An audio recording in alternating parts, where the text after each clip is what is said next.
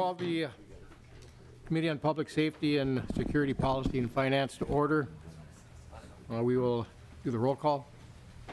Johnson. Here. Lomer. Here. Hillstrom. Here. Beckerfin. Here. Considine. Here. Dean. Here. Frankie. Here. Grossel. Howe. Lucero. Newberger. O'Neill. I am here, thank you. Pinto. Here. Accosted in an elevator. Uglum. Yes. Uglum. Here. Ward. Here. Zerwas. I just correct. Representative Beckerfin, have you had a chance to review the minutes? I have. I just didn't move them, Chair. All those in favor say aye. Aye. Opposed? Minutes are approved. Today we have a couple overviews. One is the Minnesota School Safety Center, and the other is the Minnesota Sentencing Guidelines Commission. Today we're going to start with the Minnesota Safety Center. Kevin Reed could come forward and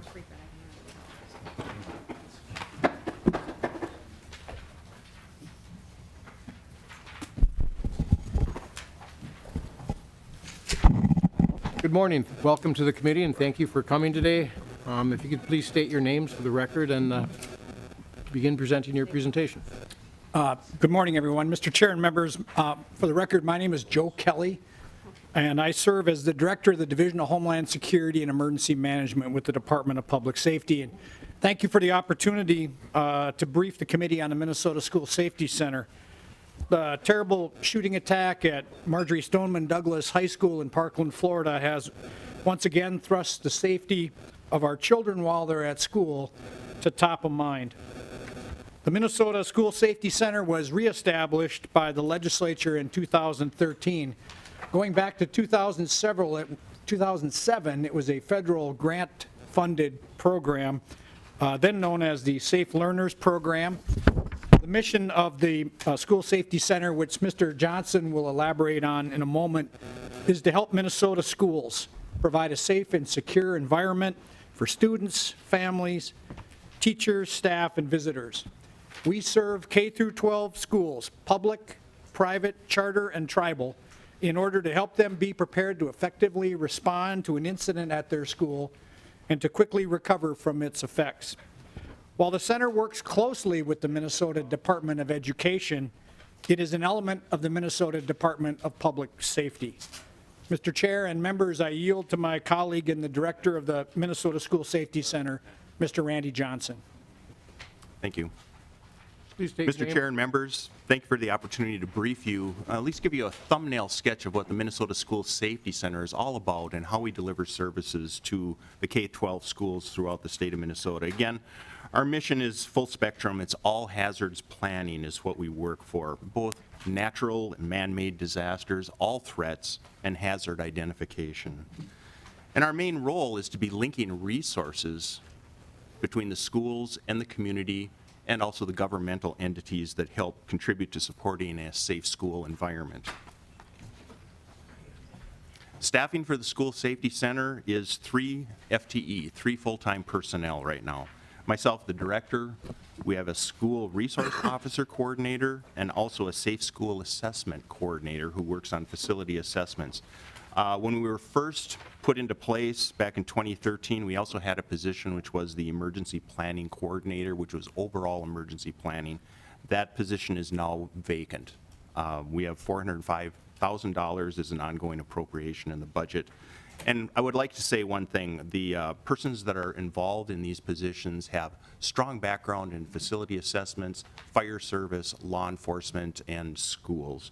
We're subject matter experts in some ways, but we're also subject matter learners. We pick up a lot of good information on the different work that we're doing throughout the state, and we employ these best practices to our current trainings. I listed our key partners here for the School Safety Center, and they're varied and many. Regional education cooperatives, there's 11 education cooperatives throughout the state of Minnesota, which we have utilized as kind of a conduit to deliver services and training throughout the state. school boards, administrators, staff, line people, and also our public safety partner agencies. We're making that link between the local, county, state, and tribal groups. We also work very strongly with professional associations around education and also in public safety, including the School Board Association and a wide variety of organizations. And then we link with our state agencies. Minnesota Department of Education is a good partner of ours, Department of Health, Public Safety, and many divisions, Office of Communications, Fire Marshal, BCA, Minnesota State Patrol, and the Office of Justice Programs. And again, we make strong links in our training resources to federal resources through the U.S. Department of Education. School safety training. I gave a list here of some of the courses that we do deliver to schools as deliverables, both on site and in larger venues. And we're continually adding and updating to course curriculum and course content as best practices become made known to us. Many times we are customizing training to the specific audience. It depends whether we are dealing with school administrators, whether we're dealing with school line staff, public safety partners, and also community partners. Each one of them plays a strong role in the safety of our schools. Some of the courses here that we've been very, very active with over the past year as far as requested training is active shooter, violent intruder. We prefer to call it violent intruder because it does not necessarily mean an event was initiated with a firearm. But we need to be thinking of a wider spectrum of things that could impact us. Lockdown with options has also been one that has been very much requested, and we just redesigned a bomb threat response course that has been very well received. I have a couple of diagrams here. One of them, as you can see, is an outline of the map of Minnesota, and this is for 2014-2015. That was the most recent data that we've incorporated into a GIS map. And you're going to see the different colors that are on the map indicating that we have done either field delivery of facility assessment or a training course within that county area, within that school district area. Just because you see a few spots that have white, that there isn't anything, does not mean that we haven't been in contact with various agencies and schools within that specific area, because we do a lot of consulting and resource sharing per request by phone or by email. But this indicates the places that we actually put our feet on the ground. And the big thing that we talk about is being present and walking with our school safety partners. Annually, we individually train about 1,300 individuals, about 6,500 contact hours per year, and we touch about 200 different school districts or school organizations per year. And just to kind of put that in perspective from MDE data, there's approximately 157 charter schools in Minnesota right now, 477 non-public schools, and 328 public school districts. So there's an awful lot of schools that we do make contact with and provide training. I think the next slide is probably the most important piece of information I wanted to share with you and the committee. We've learned that each school and school district is unique. They are very, very unique. Not only talking about brick and mortar as far as the facilities itself, but who you have as a population within the school building. We have a lot of pre-K programs and early childhood now within many of the schools that we have to be considering when we're putting together our plans. And we also have to consider the partner resources that are available in various parts of the state of Minnesota. The second point I really wanted to speak to directly, we are non-regulatory. And what we have found is that by being non-regulatory, schools seem to be very open to us being able to have those very interesting and candid conversations as far as what are the things that keep them up at night? What are the things that we can assist them with? Being non-regulatory has been a very, very important factor there. These relationships, they're very, very essential. We have to make a statewide presence, and we spend an awful lot of time in greater Minnesota. And being that on-site delivery is very critical and crucial because it gives us an idea of what some of the things that particular school is dealing with as far as their planning processes. School resource officer training. We do about 75 individuals who are public safety licensed officers within the state each year. And we put together both basic school, which we usually do twice a year, and also an advanced strategies where we keep updating newest information that is being impacted for our school resource officers in the school. Many of the courses that we're involved with are involving special needs and things particular to the school, where we're trying to make school resource officers make that shift from the street to the school mindset, because there's a very different way in which we deal within that school community. We also use them to liaison between agencies for public safety, and we've developed some SRO cohort learning opportunities. Right now in Minnesota, there's been a question, how many SROs do we have in the state of Minnesota? And we're estimating through Minnesota Department of Ed data on a survey that was put through in 2014 that there is about 350 full-time or part-time school resource officers throughout the state of Minnesota. And just to give you an idea, about 158 agencies of the 448 recognized law enforcement agencies in the state have a school resource officer assigned specifically from their organization. It's about 38, 39%. We talk about emerging topics, and we utilize numerous subject matter experts to help us with those trainings. The next, school threat assessments, that's been a very strong topic of interest recently, putting together threat assessment teams, providing tools and best practice approaches to the schools and their public safety partners to do adequate and timely threat assessments to determine the credibility of threats and what we were going to be doing to respond to possible threats. We incorporate a 360-degree view of that. The see something, say something culture is very, very important. It's not just in our greater communities, but it's in the schools themselves. One of the things we talk about quite a bit with the schools is long and short-term support for victims of threats, and also supporting reintegration practices for returning students once a threat has occurred. Safe school facility assessments are also a very important part of our work. We develop tools to allow schools to do a self-assessment, but we also help them by actually walking through schools, boots on the ground, doing a facility assessment with them. And we also put together a train-the-trainer portion, so we would have persons from public safety, from the schools themselves, from their facility group, to actually walk through the school. So if we would do one school or two schools within a school district, they could now take the information they learned on the train-the-trainer program and apply it to other schools within their school districts. Again, we consult with school construction projects as they're updating or building new facilities, and we do approximately 80 of these per year. We use CEPTED, crime prevention through environmental design principles, and we share solutions to safety concerns that we learned by walking through and doing facility assessments with other schools within our state of Minnesota.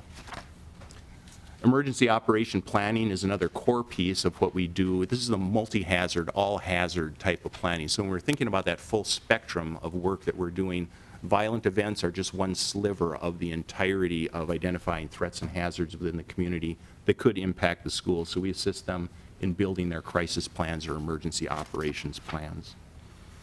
And finally, school crisis response teams, 119A.035. This was actually brought under the oversight of the Minnesota Department of Education rather than the Department of Public Safety. But we did work with School Safety Technical Assistance Center, which is housed over in the Department of Education, to provide them some resources and models for providing these school crisis response teams. And it's almost a misnomer by saying it's a response team. They don't necessarily, they're not the lights and sirens first responders, but these are the persons that come in to help with behavioral health, emotional needs of a community that's been traumatized for any type of reason. And we utilize the Southwest West Central Crisis Response Team as a model of something that is working very, very well right within the state of Minnesota to provide this type of school crisis response teams. A lot of the schools throughout the state of Minnesota are already doing this on an informal basis, but that is being brought into a more formalized process. So, Mr. Chair and members, thank you for once again allowing us the opportunity to present this thumbnail sketch of the work of the Minnesota School Safety Center today, and I would be very happy to answer any questions. Representative Dean. Thank you, Mr. Chair. So your presentation focuses a lot on the technical aspects. When you go in and do assessments, do you consider things like counselor to student ratios or other types of things? Because this is sort of preventing things in a physical or an operations point of view.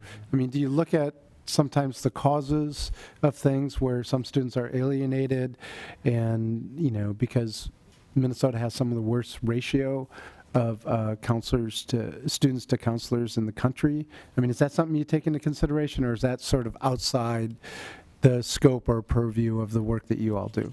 Yeah, Chair and members, we do discuss that just a little bit, but it is somewhat outside of the scope of what the Department of Public Safety and the School Safety Center actually works with, but it is part of the conversation when we are discussing threat assessment teams and that 360-degree view of an individual. Representative Frankie. Thank you, Mr. Chair. Mr. Johnson, do you have any idea, a rough estimate, how many schools or districts actually have a threat assessment team that's implemented at this point? Chair and members, I really do not have a hard and fast number on that or even to give a safe estimate.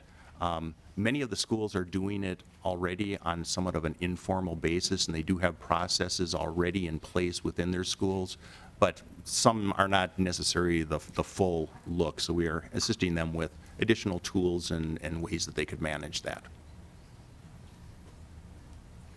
Representative Uglum. Thank you, Mr. Chair. Mr. Johnson, I'm just a little curious. I represent Anoka Hennepin, which is the largest school district in the state, but my question is about like outside state rural districts, smaller districts and things like that. Are you finding that there's a greater need in outstate Minnesota for your services, and are you spending a lot of time out there versus the metro? Mr. Johnson. Yeah, Chair and members, it's been interesting over the past 4 years that I've been with this group. Initially, we were doing quite a bit of the metro groups, the very large school districts. We worked very closely with the Anoka Hennepin schools on a variety of projects, and they've been doing fabulous work. Yeah. But as we move further and further outstate, more the question is the amount of resources that they have available, both within the schools and their partner agencies, be it public safety and others. What we have found, though, especially in the past year and a half, is an acute need with the charter schools and the private schools throughout the state, more so than the larger public schools who seem to have a larger resource pool. But the thing that we've been noticing quite a bit is the pairing and partnering between the public school districts and the private and charter schools as far as sharing some of the resources. Representative Uglum. Oh, Mr. Chair, yes, thank you. Yeah, Anoka Hennepin just recently passed a $200 million bond issue, and I know that a lot of that money is, a significant amount of that money is going towards safety in the schools, both architecturally, building-wise, and personnel-wise. And some of these smaller charter schools and school districts, they don't have that wherewithal.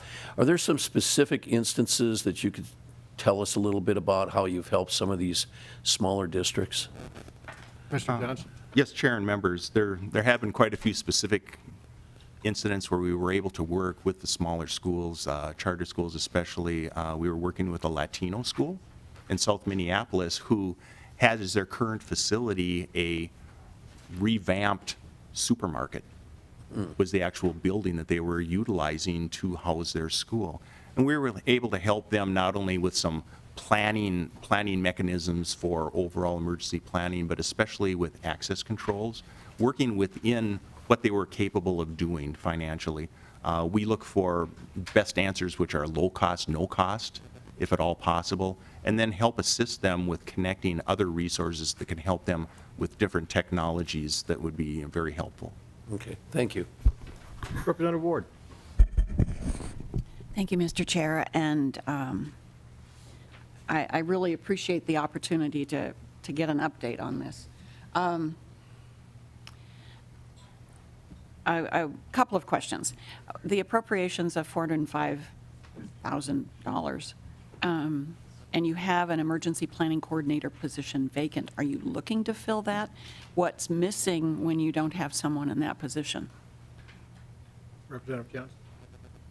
Chair and members, what we ended up doing is being a little bit innovative within our group, and we have provided cross-training with the members of our team to fill that gap while we're operating right now. It would be helpful to have that additional position back to help us satisfy the needs and the requests from all the different schools throughout the state. Representative Ward. Thank you, Mr. Chair. So on a small staff, you need cross-training for sure.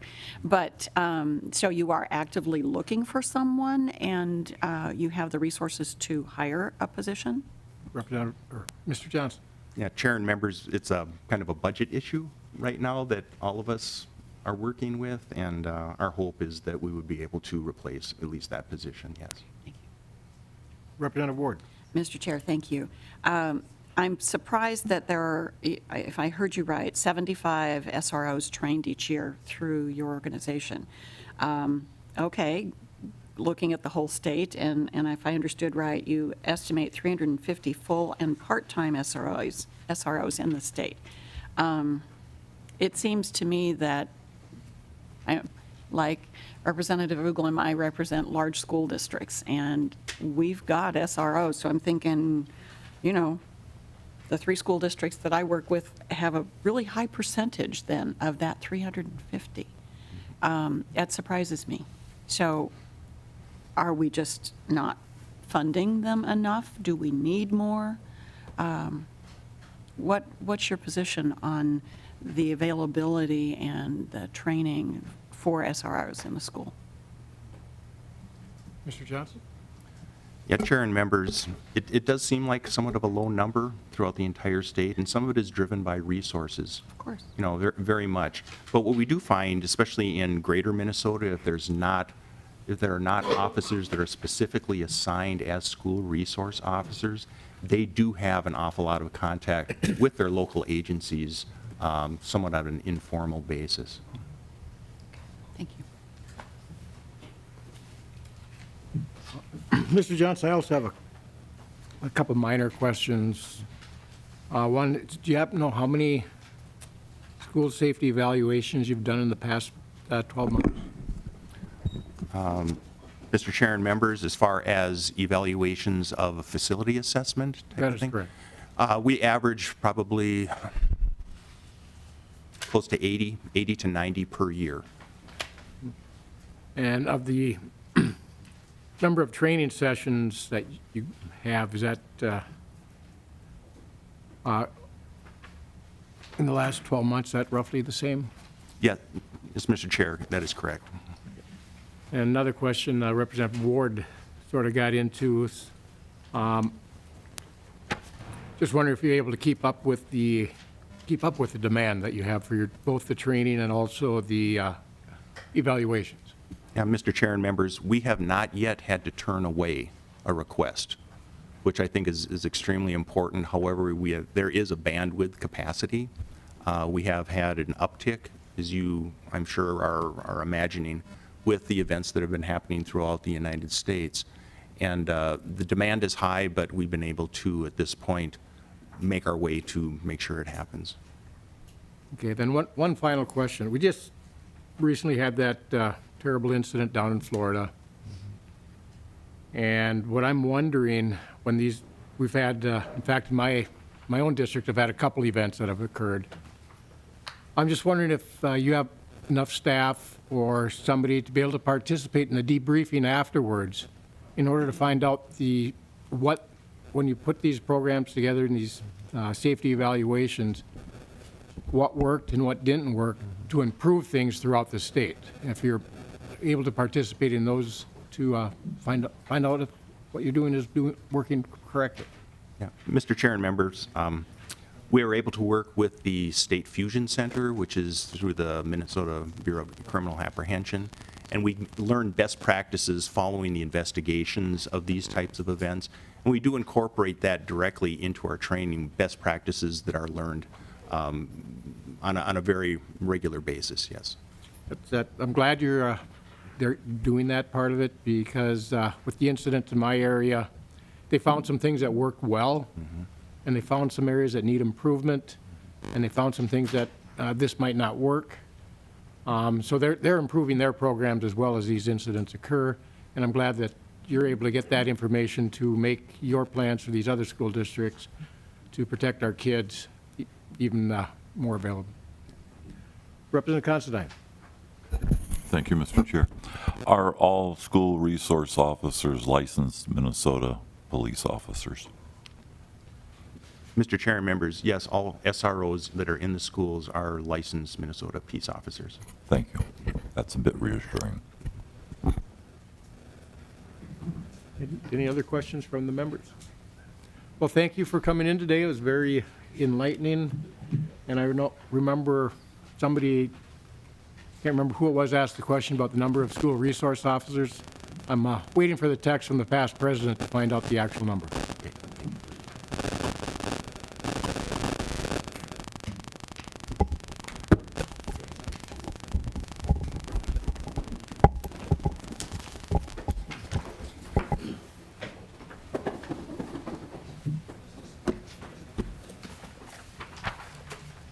Next, we'll be hearing the report from the Sentencing Guidelines Commission.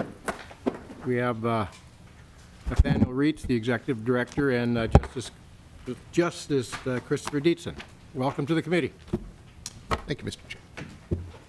Could please state your names and you may begin.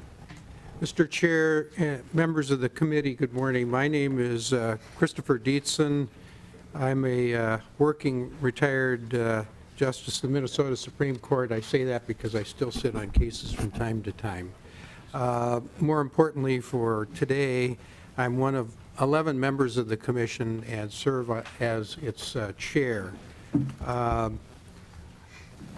statutory mandate is in establishing and modifying the sentencing guidelines. Our primary consideration is public safety, and we take that charge seriously.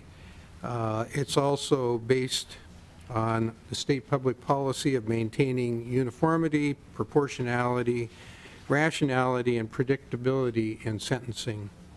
In addition to that, the commission serves as a clearinghouse for providing information to others, and I know that some of you have from time to time requested information from us.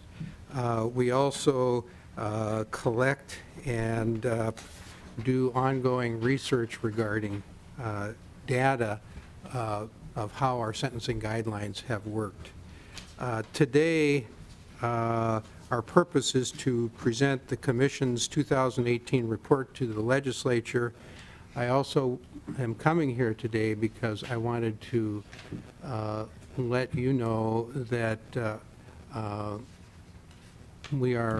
I am open if the commission has, or the committee, sorry, has topics that you wish the commission to consider. We would like to hear from you. I have spoken many months ago to your chair, Chair Johnson, and to former member Tony Cornish about our desire to maintain an open door, and I wish to say that publicly to all of you today. If there's any topic you wish the commission to take up in its work, we'd love to hear from you.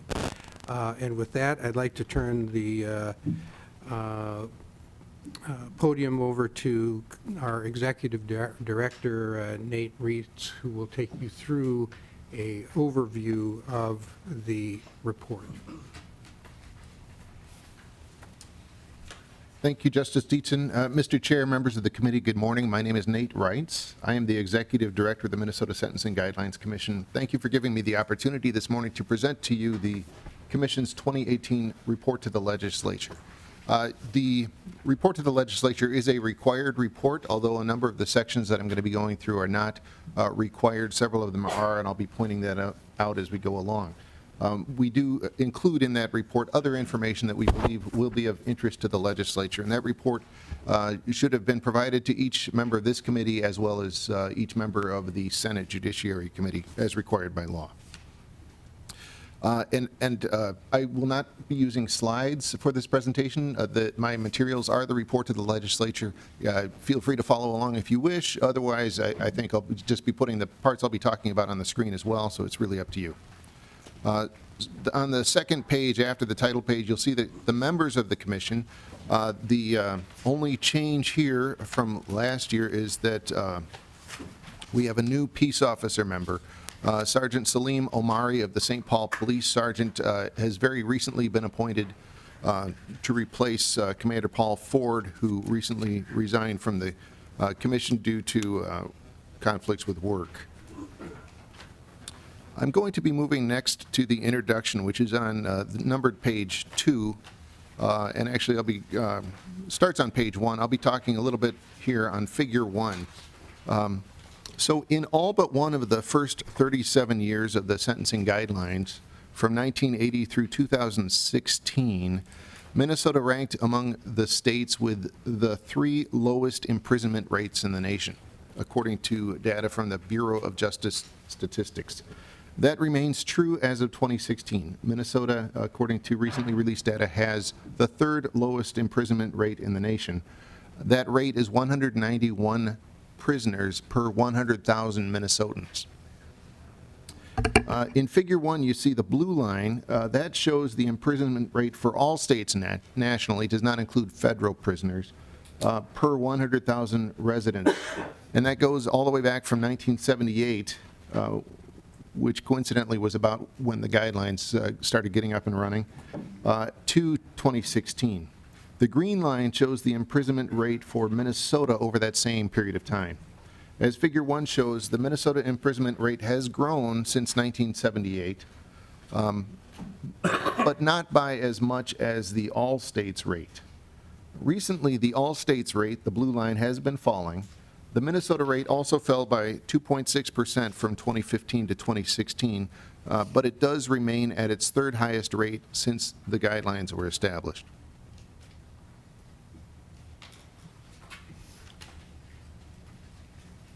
The next page is the executive summary, or begins the executive summary, and it shows the outline of the report to the legislature. The required sections are the modifications and proposed modifications to the sentencing guidelines, as well as the last section, which is the county attorney firearms report. The first section, which is not required, is the Sentencing Guidelines Commission, their preliminary report on the impact of the 2016 Drug Sentencing Reform Act. That act did require the Sentencing Guidelines Commission to study the impact of that law, and this is our very first report on the impact of that.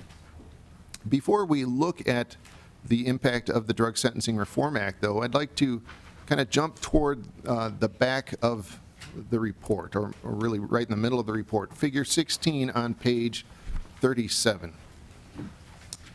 And I realize the copy you have may be black and white. I commend you on your frugality, but I would just tell you it probably will make more sense here to look at the screen, because the different colors are going to show up better on the screen. So the top line of this chart shows the number of offenders sentenced in each year from the dawn of the guidelines back in 1981 through 2016, calendar year 2016. And you can see that that number of felony cases has been rising over time. The colors underneath the top line show the various types of cases grouped by broad categories. The green color represents the number of property offenses over time. That's the second band from the bottom. This was the largest category of sentences for the first 29 years of guidelines data, from 1981 here at the beginning all the way through 2009, right here at this point. For the next 6 years, from 2010 through 2015, person offenses, which is the dark blue color at the bottom, took over as the most common class of offenses sentenced. In 2016, for the first time, drug offenses, which is this third band from the bottom, the light blue category, took over as the largest, the most common type of offense sentenced for that particular year. In 2016, drug offenses accounted for 32.3% of all felony cases sentenced in the state of Minnesota. The number of felony drug cases has seen rapid growth in the past as well. And bringing you back to 2002, you can see that the rise in that particular year was 31.9%. That category continued to rise for 4 more years until 2006. And you see the peak in drug cases, and also there was a local peak in the total number of cases that year. After that year, the number of cases, both drug cases and felony cases in general, began to recede for several years. In 2011, drug case volume began climbing again and has grown by between 7 and 14% for each of the past 4 years. During those same 4 years, case volume for person and property offenses has remained, on average, largely flat. Due in large part to the recent rise in drug cases, the total volume of felonies sentenced in 2016, just under 17,000 cases, was the highest volume on record, surpassing the previous record set the year before. It was in this context of rising drug cases that you enacted Chapter 160 of the 2016 Minnesota Session Laws. The courts call Chapter 160 the Drug Sentencing Reform Act. That's not the title that you gave it. I will be referring to it by that title or abbreviated as the DSRA because that's what the appellate courts have done. So I will begin our presentation on the impact of the Drug Sentencing Reform Act on page 6 of your materials. And on page 6, you'll see essentially an outline of this section of the report. As I said, the DSRA, one of its provisions was that the Sentencing Guidelines Commission must research the law's impact. And this report includes its first report on the measurable impact of the DSRA. I will caution you for the first time now and repeatedly throughout this report that these are preliminary results. We don't have a full year even worth of sentencing data. The law only took effect August 1st of 2016 and only for crimes committed on or after August 1st of 2016. And for us to measure the impact of a particular case, that crime has to be committed, have gone through the entire system, received a conviction, and received a sentence by the time we measured it. And most of our measuring stopped at the end of June of 2017. So when we talk about cases affected by the Drug Sentencing Reform Act, for the most part, we're talking about crimes that were committed on or after August 1st of 2016 and sentenced by the end of June of 2017. In future years, we hope to have more information for you, less preliminary information and more final information and broader information as well. On page 7, you'll see a thumbnail summary of the 2016 DSRA, and that summary continues on page 8. There are a number of policies that the DSRA implemented. This is just a thumbnail of them, and I will shrink that down even more by just highlighting 6 policies. First, the DSRA adopted a modified version of the drug offender grid that the Sentencing Guidelines Commission had proposed. That grid is shown on page 77 of your report if you'd like to look at that. That grid altered some durations and dispositions recommended for some serious drug offenses. Second, the DSRA enhanced some drug crimes. Third, the DSRA increased weight thresholds for first through third degree sale, first through second degree possession of cocaine and methamphetamine. Fourth, the DSRA restricted the use of mandatory minimum prison sentences for subsequent drug offenses. Fifth, the DSRA allowed first-time possession of trace amounts of drugs to be a gross misdemeanor. And finally, the DSRA expanded eligibility for, and in some cases mandated, stays of adjudication for lower-level drug possession offenses.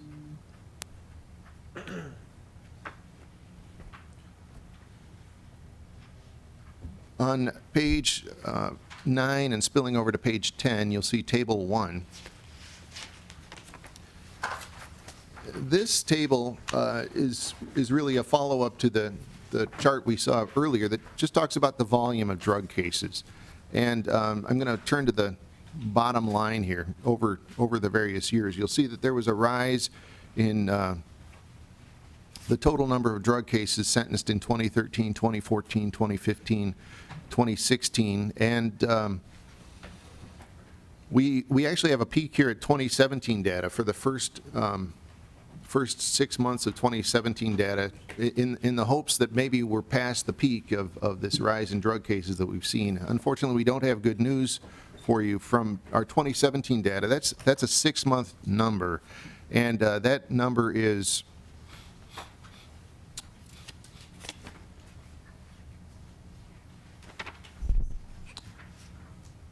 let's see,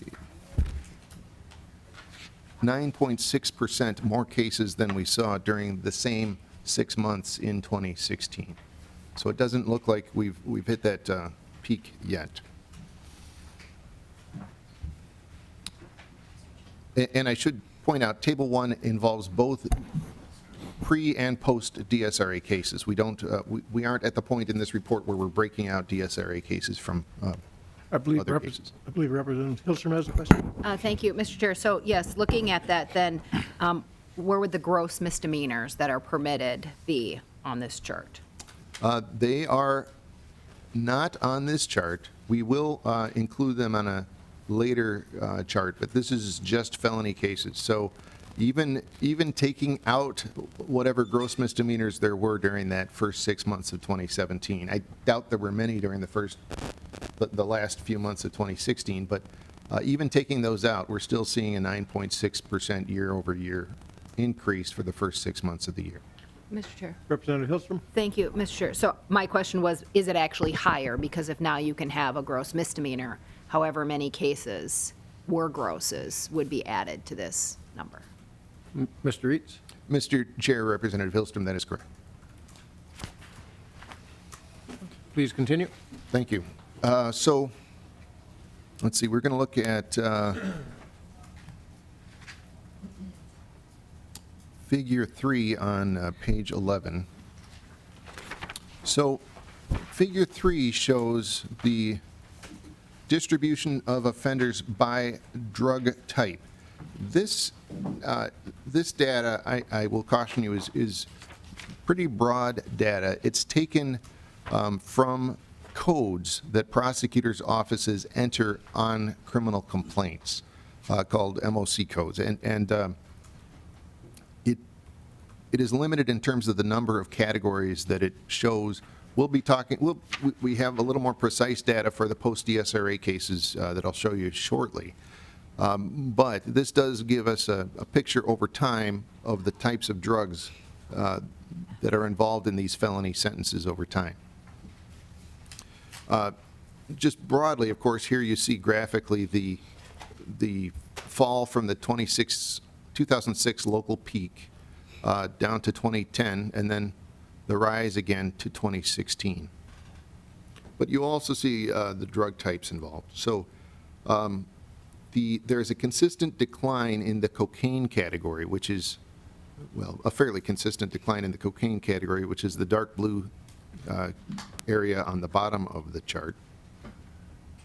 There's also a recent rise in the heroin category, although it's a much smaller category by number of cases. That's this light blue category, third from the bottom. But I would primarily observe that there's a dominance and resurgence of methamphetamine and related drugs. Those are shown by the green category, which is the largest category on the chart. The recent rise in the number of drug cases is associated with a similarly striking rise in the number of methamphetamine cases. Representative Pinto? Thank you, Mr. Chair. So this is consistent with my experience. The vast majority of cases that I charge, drug cases, involve meth. I guess I didn't realize, though, that it was so recent. It looks like it's just 2012 that there's such a huge increase. And I'm just wondering, and I don't know if you know from the information you have, but I guess I would not have thought, it wouldn't have occurred to me about that timing. Of course, we've been hearing about concerns about methamphetamine for so long. Do you have any sense as to why, at least if I'm reading the chart right, it looks like it's really just been, in the past 5 years that there's been such a huge explosion, as dominant as it was before? Mr. Eads? Mr. Chair, Representative Pinto,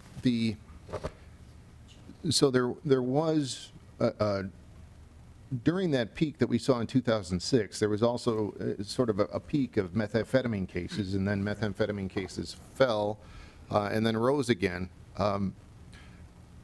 I am trying to stay within my lane of knowledge here. I can tell you that meth manufacturing used to be a bigger deal, and that really reduced. Again, I'm not going to claim causality here because it's outside the scope of my job, but when you put Sudafed behind the counter, that really reduced the number of methamphetamine cases. I think as far as the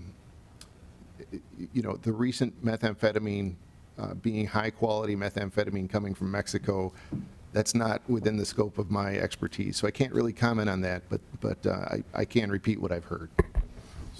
Representative Pinto. Thank you, Mr. Chair. So maybe just a quick follow-up. So I guess maybe I was misreading it a little bit, that really we had some success in the late 2000s compared to 2006 leading to 2011, 2012, and then it's kind of exploded back up again, if I'm reading the chart right, Mr. Chair.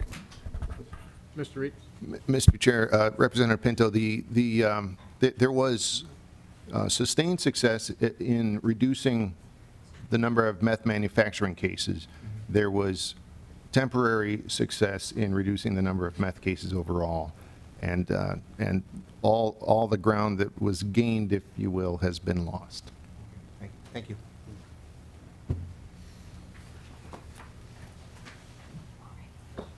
So I'm turning the page now to page 12.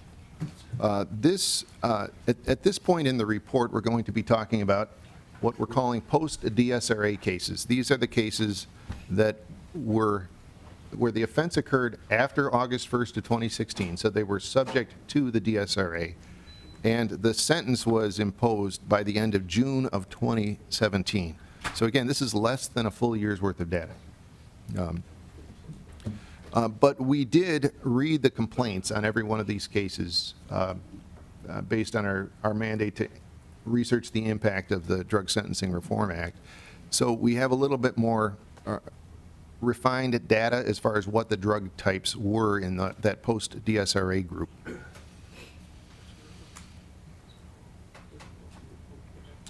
Again, we found that meth was the dominant drug type, representing over 65% of the post-DSRA felony cases sentenced. Cocaine, marijuana, and heroin each accounted for between 6 and 8% of those cases. And this is a very long and slow follow-up to a question that Representative Hillstrom once asked me as I testified before this committee regarding the frequency of fentanyl and carfentanil prosecutions, and I did not have an answer for her at that time. But after we reviewed all the complaints associated with the 1,349 felony post-DSRA cases, I can now report that we found only 2 fentanyl cases and no carfentanil cases. To measure the impact of the DSRA, we compared the post-DSRA group with groups from similar time periods in previous years. Consistent with the recent rise in drug cases, we saw an increase in the post-DSRA group.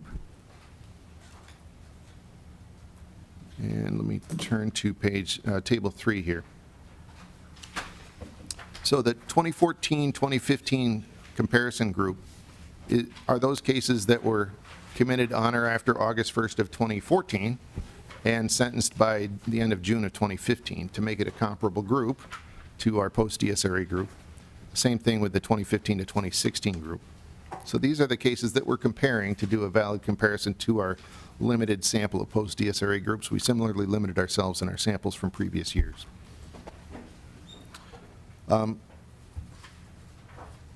Consistent with the recent rise in drug cases, we saw an increase in the post-DSRA group compared to previous years, although this would have been less true if we had not included in Table 3 new gross misdemeanor cases. So partially in response to the question that Representative Hillstrom asked before, in this table, and I think maybe only this table, we add back in the gross misdemeanor cases, and with those gross misdemeanor cases added back in, we do see an increase in the number of post-DSRA cases. That gross misdemeanor category would not have been possible before the DSRA. Now moving to page 16.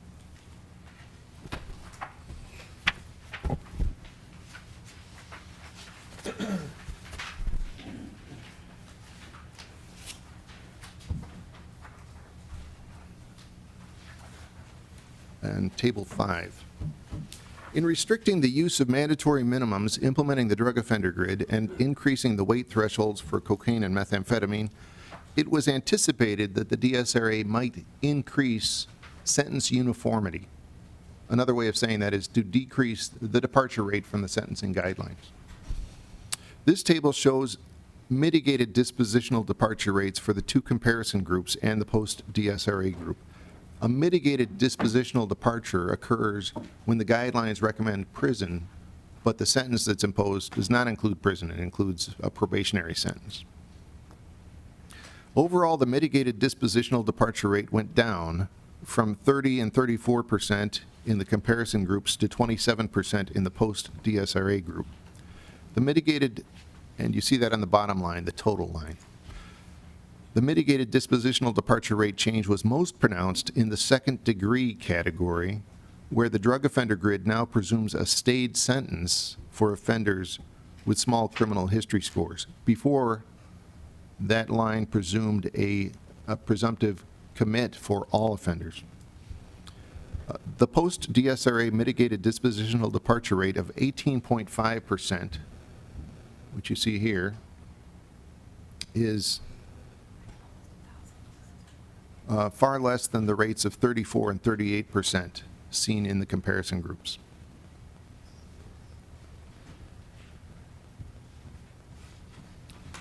Turning the page to Table 6. Representative Hillstrom?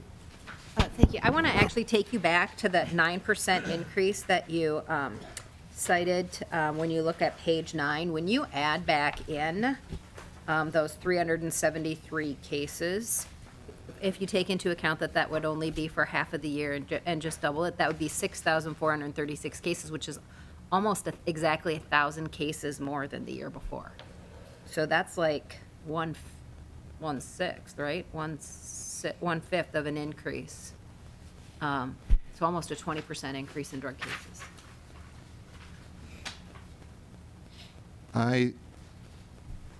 Let's see, I think that's valid. Let's see, so those, well, So anyways, maybe you could just look at that later and get that back to Yeah. us, but there's a difference, a big difference between a 9% increases in drug cases and a 20% increase in drug cases, and the impact that that will have in our sentencings at the end of the year.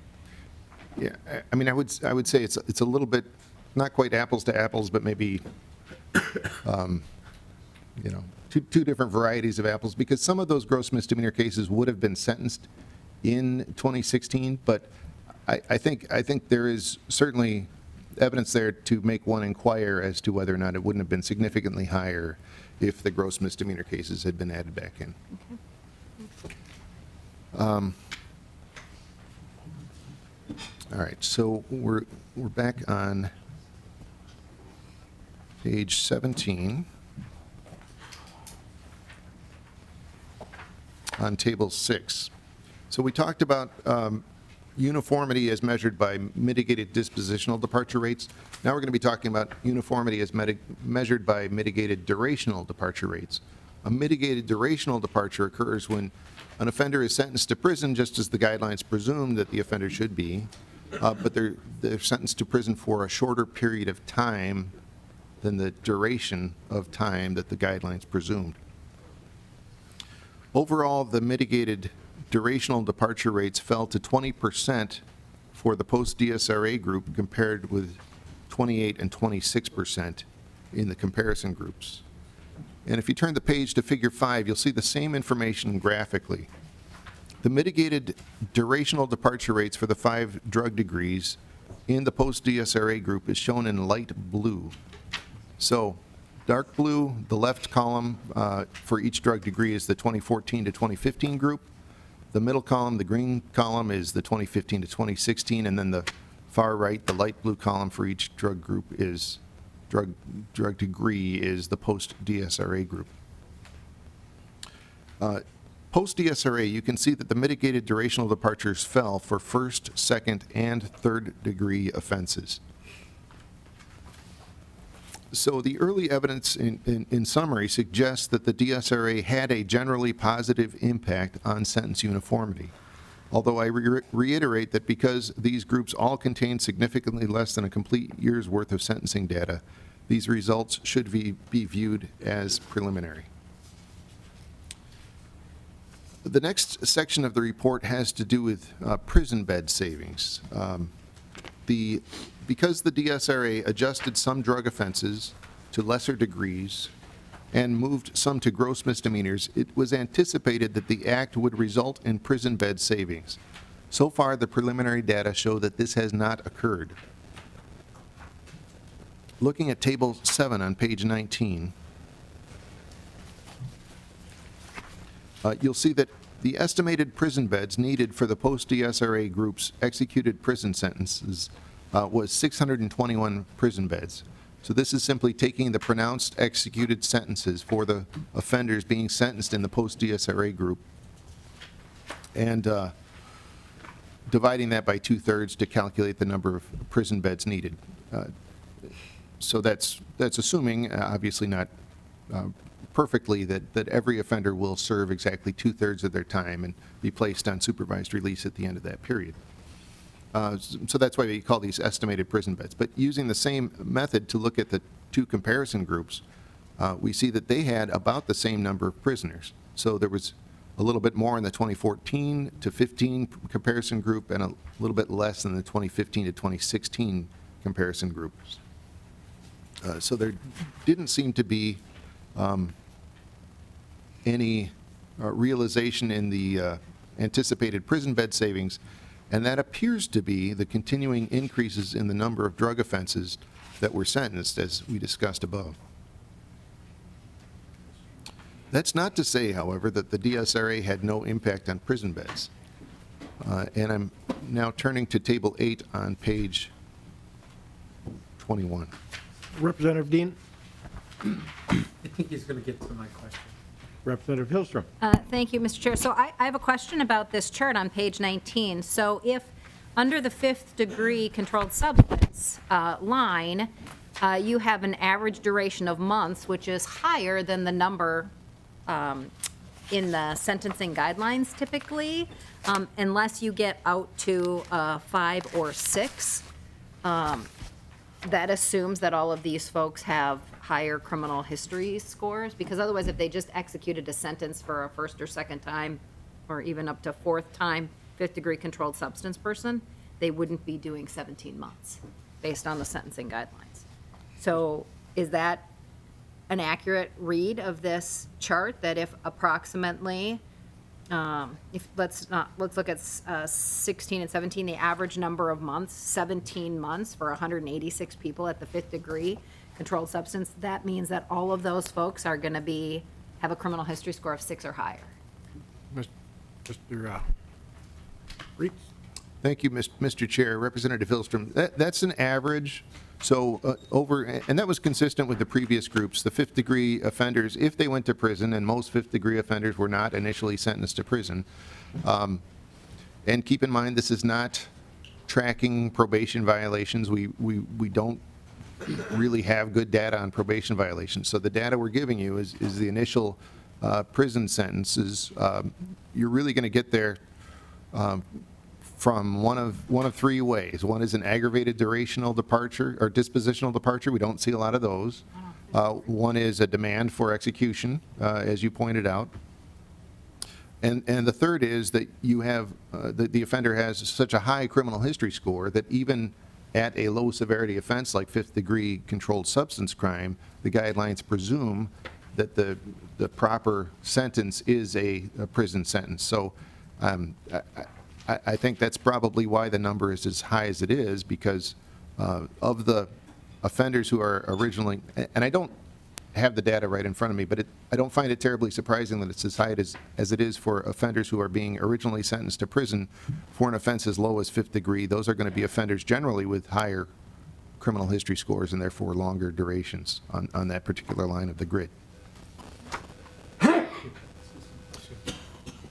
So moving to figure, let's see, Table 8 on page 24.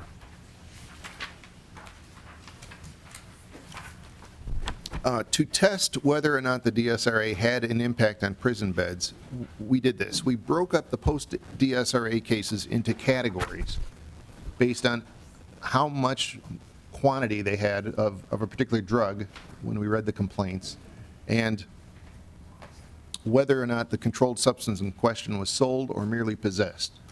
So we took all these cases from the post-DSRA group and put them in different categories based on the quantity of drugs and whether it was sold or possessed.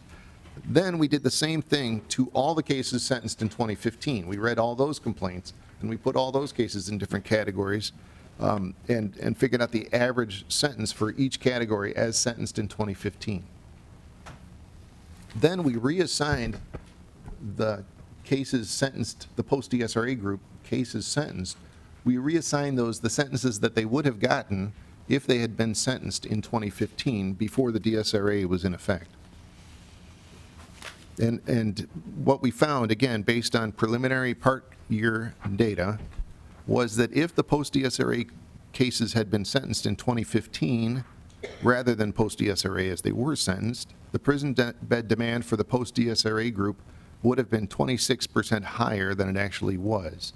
So that's 26% is that 621 number, which was the estimated number of prison beds they actually needed based on their actual sentences, versus the 842 number, which is the estimated number of prison beds that they would have needed if they had been sentenced like a similar case was sentenced in 2015.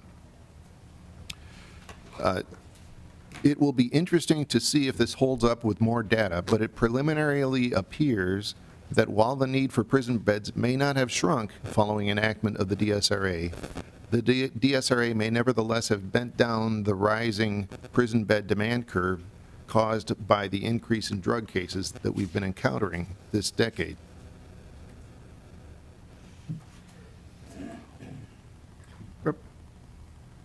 Representative Howe? Thank you, Mr. Chair. Is there any tracking of the people that got sentenced to a lighter time period if they end up coming back around and reoffending, and now we're offering them a bed anyway, as if we would have just charged them with a felony and we would have just kept them in prison anyway? I mean, is there any proof that we give them a lighter sentence and give them a second chance here, that we are being successful and not having them come back? Mr. Wright? Mr. Chair, Representative Howe, that's a great question. This is, as I've been saying, this is very preliminary data. This is fresh out of the oven. We can certainly try to look at recidivism in the future, but right now we're pedaling as fast as we can just to give you the data of the sentences that they got. Many of them are still serving those sentences, and we may not know recidivism data for many years.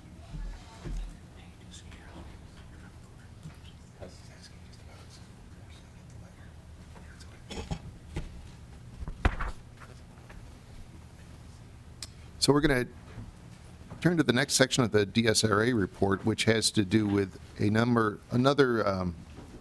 policy that the DSRA created, which was this gross misdemeanor fifth-degree offense for first-time possession of trace amounts of drugs.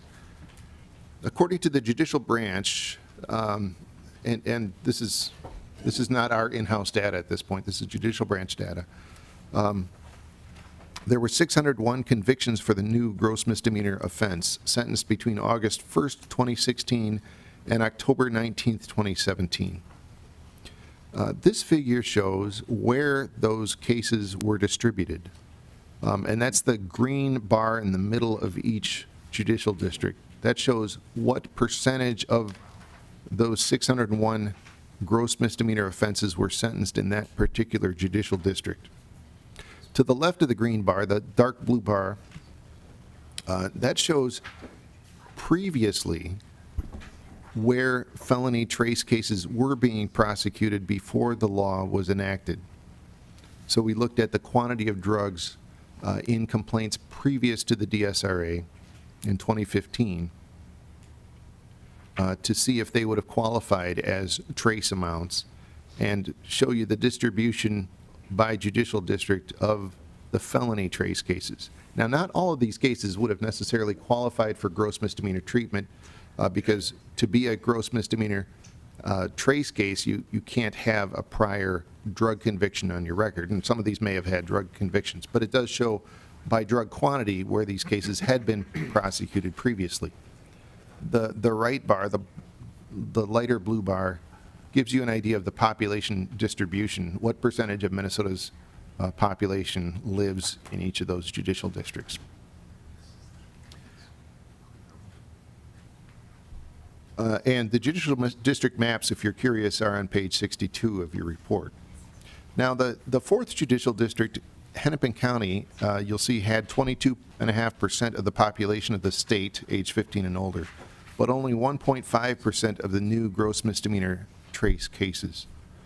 We speculate that this may somehow be related to the fact that in Hennepin and Ramsey counties only, the DSRA gave city attorneys rather than county attorneys the duty to prosecute gross misdemeanor trace cases, although I'm not really sure why that particular fact would cause there to be a low number of gross misdemeanor trace cases in Hennepin County and lower than we were seeing in 2015.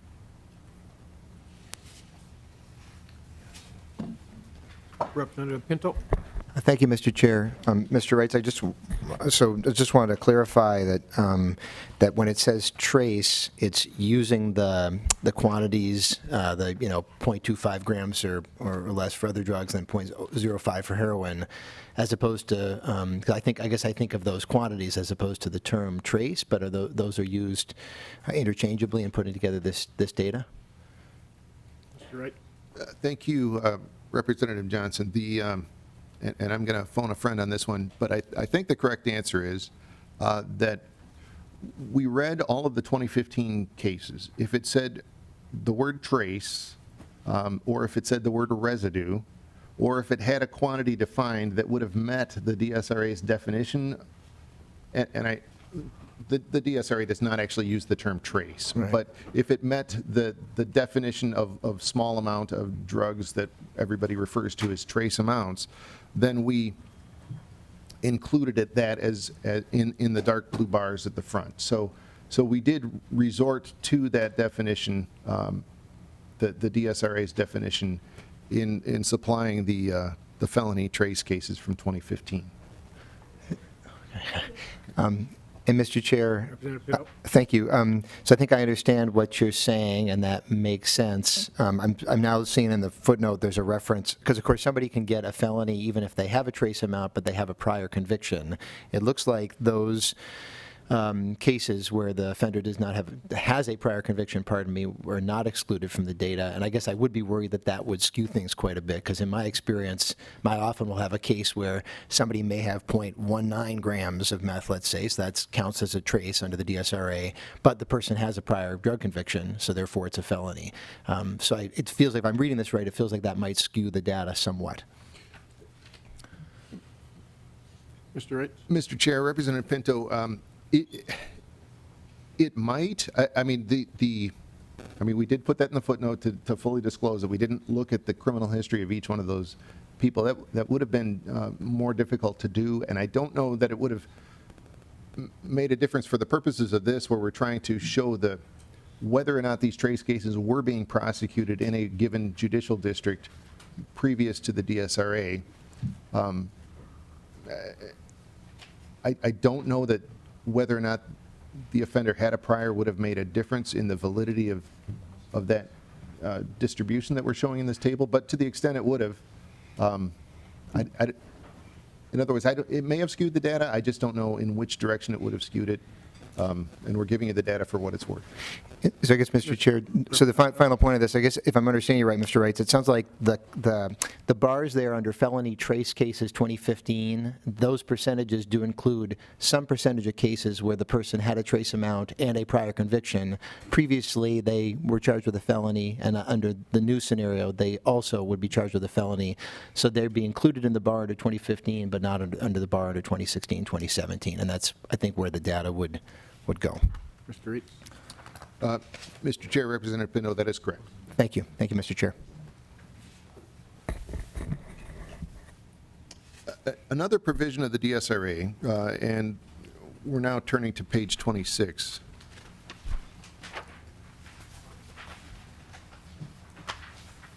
Was that it expanded the eligibility for statutory stays of adjudication, which is under section 152.18.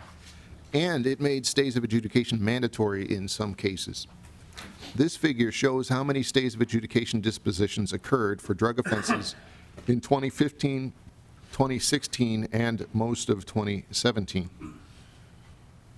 And this is judicial branch data. Since these are stays of adjudication, they're not sentenced and we don't get the data. The green portions of the bars represent the number of cases that were committed after August 1st of 2016 and would therefore be subject to the DSRA. And as you can see from figure 10, the stays of adjudication were on the rise, at least from this limited sample of years, even without the DSRA. But the number of stays of adjudication rose further after the DSRA took effect. With respect to the green portion of this chart, it should be noted that 46% of the post-DSRA stays of adjudication were for the new gross misdemeanor offense that we just discussed. So, Mr. Chair, that wraps up this first section of the report to the legislature dealing with the Drug Sentencing Reform Act. I'd be happy to answer any questions about that, or we could move on to the rest of the report to the legislature at this time. It appears we get to move on. All right. So now turning to page 30 of the report to the legislature, which describes the commission's activities in 2017. One of the fundamental responsibilities of the commission is to maintain and improve the guidelines by amending them in response to legislative changes, case law, and issues raised by various parties. In order to meet this responsibility and its responsibility to conduct ongoing research into sentencing practices and other matters relating to the improvement of the criminal justice system, the Commission met 10 times during 2017 and held one public hearing on July 20th of 2017. Topics of interest to the Commission in 2017 included life sentences for juveniles, which you heard about last week, the Commission's demographic impact statement policy, guidelines, implications of important case law in Minnesota, sentencing practices for repeat violent offenders, and an ongoing review of Minnesota's criminal history score. Be happy to pause if there are any questions about those areas, or move on to the next section, which is found on the bottom of page 31. Here's we get to move on. Thank you, Mr. Chair. So this is the first section I'm showing you that is a required section that we are required by law to report to you. Now, the Commission is required to report to you its modifications to the sentencing guidelines made in the previous year. First you created the offense of damage to property of a public safety motor vehicle. The Commission ranked that new offense at a severity level 3, which is where the highest ranked version of criminal damage to property in the first degree had been ranked before. You created the offense of use of automated sales suppression devices within the tax evasion laws. The Commission left the new offense ranked at severity level 3, which is where the rest of the tax evasion laws are also ranked. You created a felony offense for repeatedly impersonating a peace officer. The Commission ranked that new offense at a severity level 2. Commission made some technical changes as well. Based on some technical amendments you made to the unemployment benefits fraud statute, the Commission voted to rename that offense to unemployment benefit fraud to be consistent with your technical changes. The Commission also made some technical corrections to the sentencing guidelines, striking an obsolete cross-reference and an unnecessary word. And all these changes went into effect August 1st of 2017 and are fully reproduced in Appendix 3, which begins on page 66. The next section of our report, which is also a mandatory section, is proposed modifications to the guidelines. That begins on the bottom of page 32. The Commission is required to report to you its proposed changes to the sentencing guidelines. These changes are proposed to go into effect August 1st of 2018 unless the legislature by law provides otherwise. The first change has to do with the sentencing guidelines statement of purpose and principles. And I'm now on page 33. 40 years ago next month I should say, on April 5th, 1978, the Minnesota Sentencing Guidelines Commission was established by law in Minnesota Statute Section 24409. Although the legislature amended the Commission's charter statute in 1989 and 1996 to emphasize the considerations of public safety and the long-term negative impact of crime on the community, the sentencing guidelines themselves were never changed to reflect those amendments. The Commission now proposes to modify its statement of purpose and principles to reflect those 1989 and 1996 statutory changes. The second proposed modification has to do with the rarely seen escape from electronic home monitoring offense. This is an unranked offense by the sentencing guidelines, but it is not listed on the list of unranked offenses. The Commission proposes to correct this oversight and add it to the list. Finally, there is a comment in the guidelines that contains a list of designated offenses that by definition involve a firearm or other dangerous weapon and therefore automatically carry a mandatory minimum penalty under Minnesota Statute 60911. We found that this list had an offense that did not belong on there and was missing an offense that did belong on there, so we proposed to correct the list. All these proposed changes are fully reproduced in Appendix 4 beginning on page 72. The next section of the report has to deal with staff activities. I previously mentioned in passing the Commission's, the Commission does produce a number of data reports, including a controlled substance offense report and a summary data report. We also produced over 300 individualized data reports at the request of practitioners, researchers, and others. We also review sentencing worksheets and collect and match sentencing data in nearly 17,000 cases last year, conduct training in application of the guidelines, and answered hundreds of phone calls answering guidelines questions, and we assisted in the preparation of fiscal notes for crime bills. And of course, staff assists the Commission in doing its policy-related work. I'm now moving on to the section of our report where we provide you with a summary of felony sentencing practices. And specifically, I'm turning to page 38. We already talked about the figure on the previous page, figure 16 on page 37. Table 10 on page 38 shows you year by year the percent change in each of the categories that we showed you on figure 16. And I'd like to pull your attention to the bottom line, which shows the most recent year's changes in each category. In total, the number of felony sentences grew by 1% from 2015 to 2016. Most categories actually fell. Those are the categories with the negative number signs in front of them, green on this chart. Felony DWI, which has had some dramatic swings in recent years, fell by 19% from 2015 to 2016. The property and person categories each fell by less than 4%. The drug category, as we've already discussed, grew by 11% to become the largest category. Turning the page to page 39. Figure 17 shows the change in the distribution of felony sentences by race over the 36 years the Commission has been collecting data. The percentage of offenders who are white was 58% in 2016. And that's the largest color on the bottom of your chart, the blue color. That percentage has stayed in the high 50s for the past decade. The percentage of offenders who are black was at almost 25% in 2016, which is as low as it's been for the past decade. The percentage of offenders who are American Indian was at 8.7% in 2016, which is its highest percentage in guidelines history. The 3.1% mark for the percentage of offenders who are Asian is also at a high point.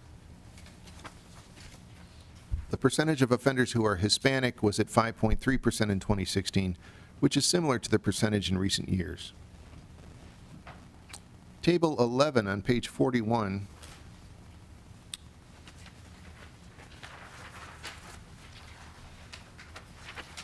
shows the number of felony offenders sentenced in 2016 broken down by gender, race, and ethnicity, and by judicial district. And that's all in the left three columns of this table.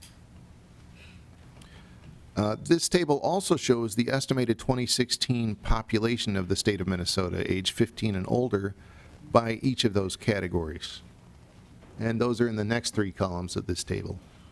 The final column on the far right shows how many felony offenders were sentenced in 2016 per 100,000 residents in each category. So we're essentially taking the data on the right side, the left side of the table, and comparing it to the data on the right side of the table, and we come up with the number of offenders sentenced in 2016 per 100,000 Minnesota residents. We see that that number, the bottom line of the table, shows that 381 felony offenders were sentenced in Minnesota in 2016 per 100,000 Minnesota residents.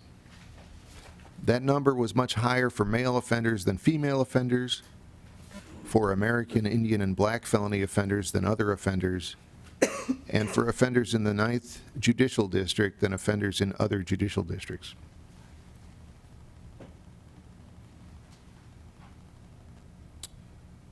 On page 43, I'm looking at figure 19. This shows the total incarceration rates during guidelines history. The light blue line on top shows the percentage of offenders over time who received some sort of incarceration as part of their felony sentence. This is a sum of the dark blue line below, which represents the percentage of offenders who received local incarceration, and the green line below that, which represents the percentage of offenders who received confinement in prison as part of their original felony sentence. 92% of felony offenders sentenced in 2016 received some sort of incarceration as part of their sentence.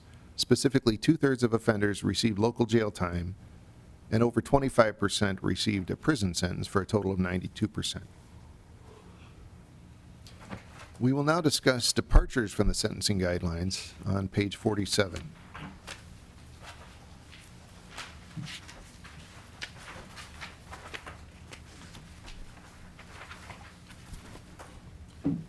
As figure 21 shows, in 74% of cases sentenced in 2016, the sentence was not a departure from the sentence recommended by the sentencing guidelines. In 22% of cases, the sentence was a mitigated departure. A mitigated departure, as we've discussed, is a sentence that is more lenient than the sentence that the sentencing guidelines would recommend.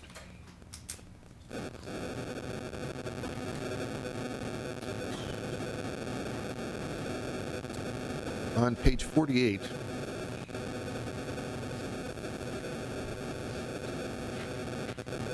you'll see the total dispositional, and it continues on.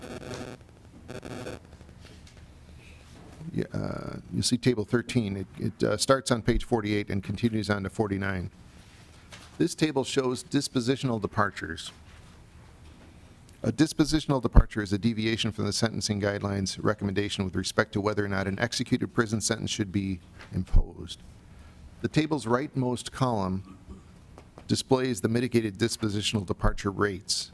A mitigated dispositional departure occurs when a judge sentences an offender to probation when the guidelines recommend prison. The overall mitigated dispositional departure rate, as you see on the bottom right corner of this chart, of this table, was 35.9%. The mitigated dispositional departure rates varied somewhat by race, from a low of 29.1% for Hispanic offenders to a high of 39% for Asian offenders. An even greater degree of variation may be seen by gender and geographically by judicial district.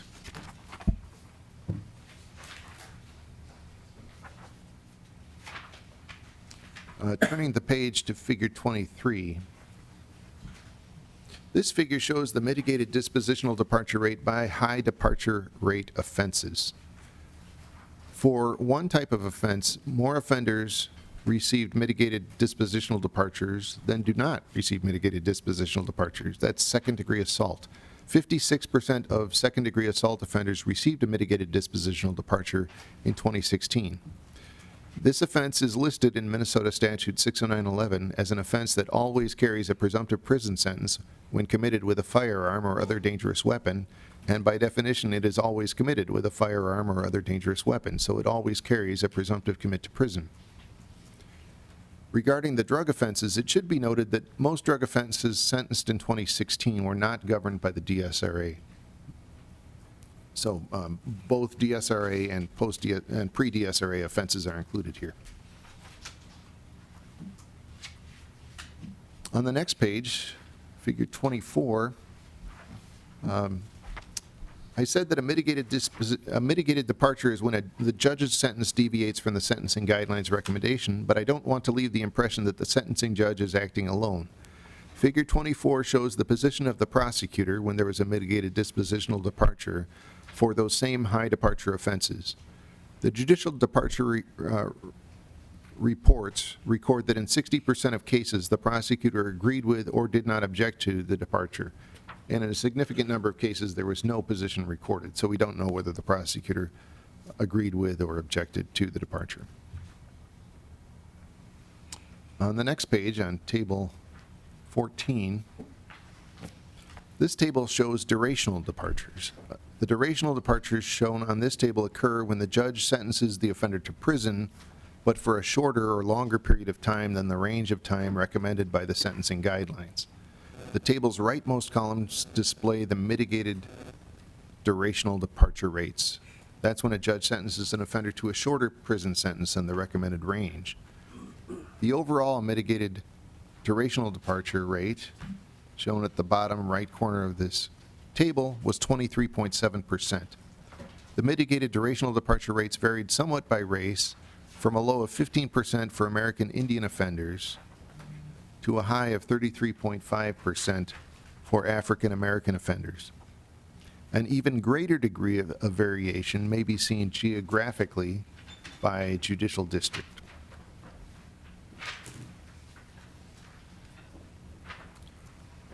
On page 54, figure 25 shows the mitigated and aggravated durational departure rate by high departure offenses. Again, regarding the drug offenses, it should be noted that most drug offenses sentenced in 2016 were not governed by the DSRA.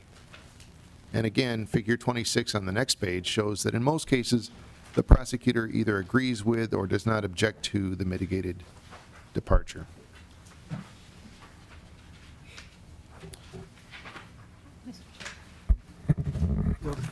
Representative Pinto? Thank you, Mr. Chair. I just want to ask Mr. Wrights, I noticed that the other sections have a comparison over time, but this section doesn't so much. It's just focusing on 2016. And I just wondered if you have a sense as to how departures have shifted over time, or if you have that information that could be provided at another time. Mr. Wright. Thank you, Mr. Chair. Representative Pinto, that's an excellent opportunity for me to plug one of our data reports, which is our summary data report for offenders in 2016. And that, well, again, I'm going to phone a friend, but I believe that includes departure rates over time. Right again. So, yeah, and that's on our website. So all of our data reports are on the website, and that'll give you an idea of how that's changed over time. So it really, in a way, this section of the report to the legislature is almost an executive summary of that whole data report. So we include some of the information, but we can't include all of it. Okay. Thank you. Representative Hillstrom. Thank you, Mr. Chair. Do you believe that the high rate of mitigated durational departures under the first-degree drugs and the second-degree drugs that don't have the prosecutor's consent, the 20% on first degree and the 17% on second degree, were those most likely after the legislature passed the change in sentencing guidelines, and these people would have been impacted had the law been in effect? Mr. Wright. Mr. Chair, Representative Hillstrom, that's a really good question, and it's very hard for me to answer. I know that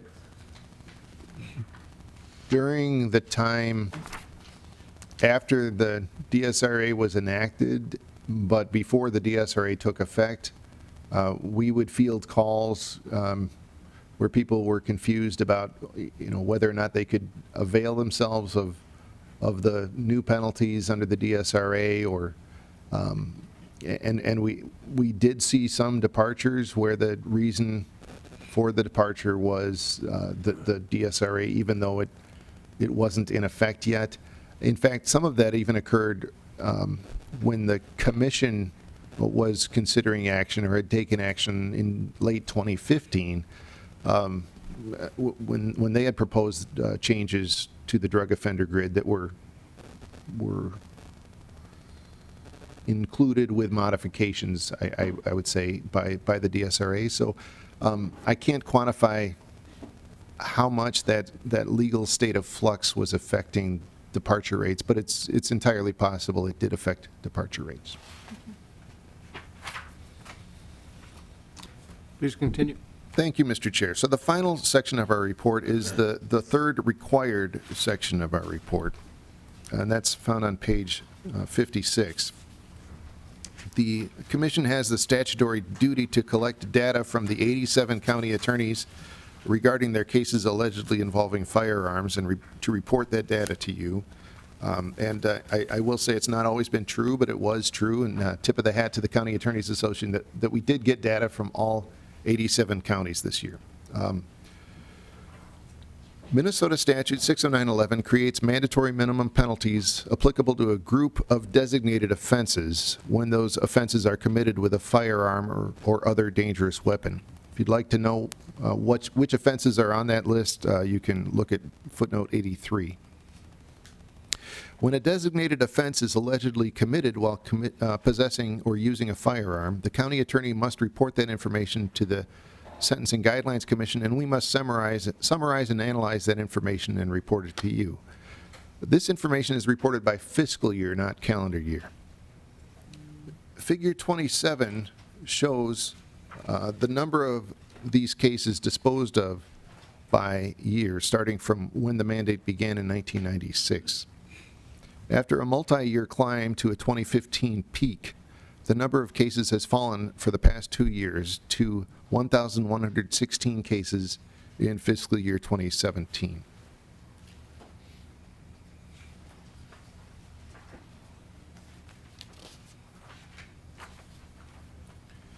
Figure 28, which is on page 58, shows how those 1,116 cases were disposed of last year. So if you follow the flow, the 64 cases that peel off first on the left were not charged. Then you see that 180 cases were charged but not convicted. 115 more were convicted of an offense other than a designated offense, so they wouldn't have been eligible for the 60911 mandatory penalties. That left 757 cases that were convicted of a designated offense.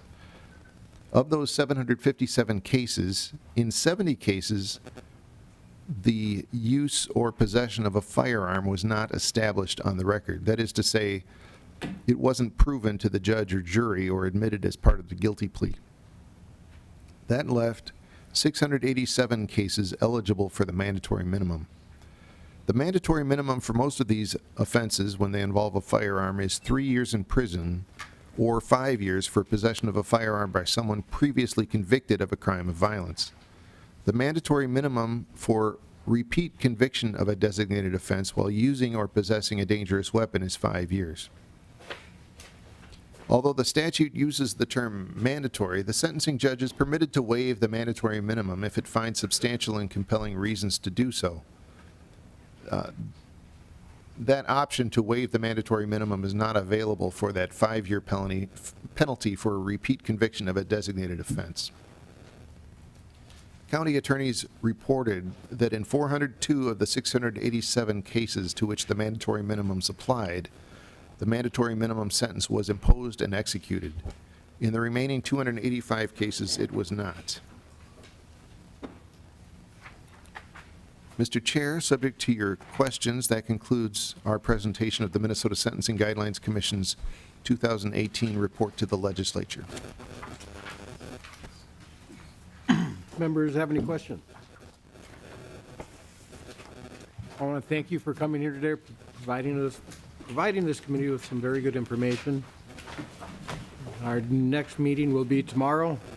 We will be adjourned.